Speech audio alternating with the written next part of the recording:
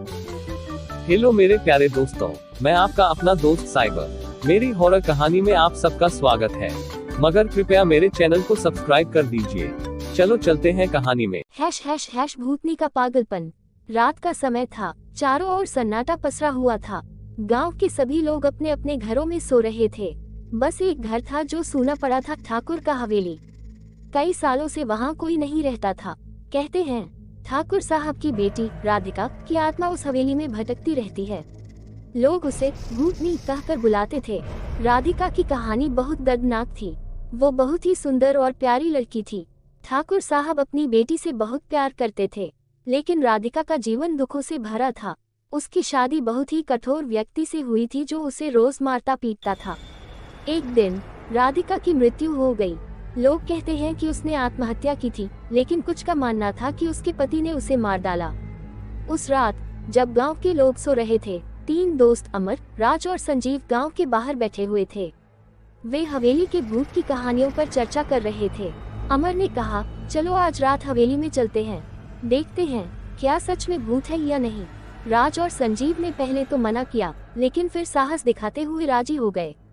तीनों दोस्तों ने टॉर्च और कुछ पूजा की सामग्री साथ ली और हवेली की ओर चल पड़े।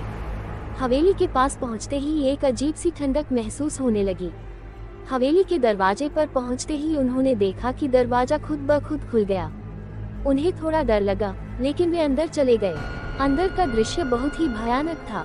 दीवारों पर पुरानी तस्वीरें लगी हुई थी, जिन पर धूल की मोटी परत जमी हुई थी। फर्श पर जगह जगह काले निशान थे, मानो किसी ने आग जलाए हो। अचानक उन्होंने एक हल्की सी हंसी की आवाज सुनी। वे सन्न रह गए। ये हंसी किसी लड़की की थी। अमर ने हिम्मत करते हुए पूछा, कौन है यहाँ, कौन हंस रहा है? लेकिन कोई जवाब नहीं आया। वे आगे बढ़ते गए। अचानक राज ने देखा कि एक दरवाजे के पीछे एक परछाई खड़ी है। उसने इशारे से बाकी दोनों को बताया।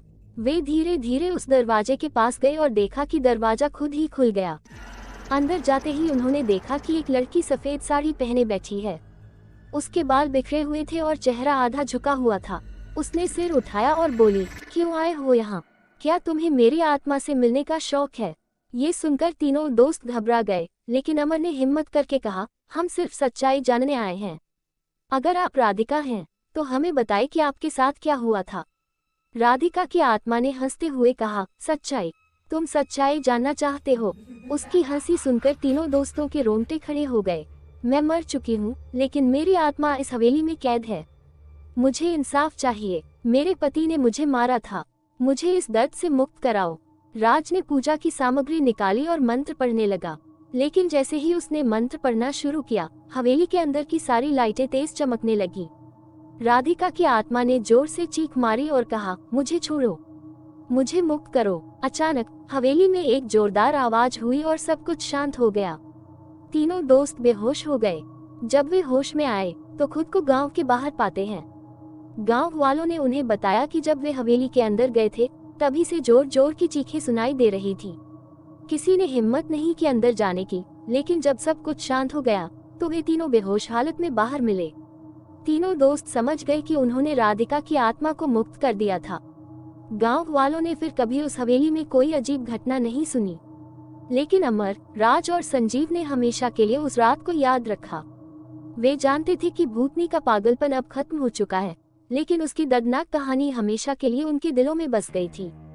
गांव वाले अब हवेली की ओर जाते हुए डरते नहीं थे, लेकिन वे हमेशा राधिका की आत्मा को शांति की दुआएं देते थे। इस घटना ने गांव में एक नई मान्यता को जन्म दिया कि सच्चाई और इंसाफ की खोज कभी न कभी पूरी होती है, चाहे वह जीवितों की दुनिया में हो या मृतकों की। चलो मेरे प्यारे दोस्तों, अब आप बताएं मेरी कहानी कैसी लगी है। आपको मेरी कहानी पसंद है? कृपया मुझे सपोर्ट करें और सब्सक्राइब करें। मैं आपका अपना दोस्त साइबर। बाय बाय दोस्तों।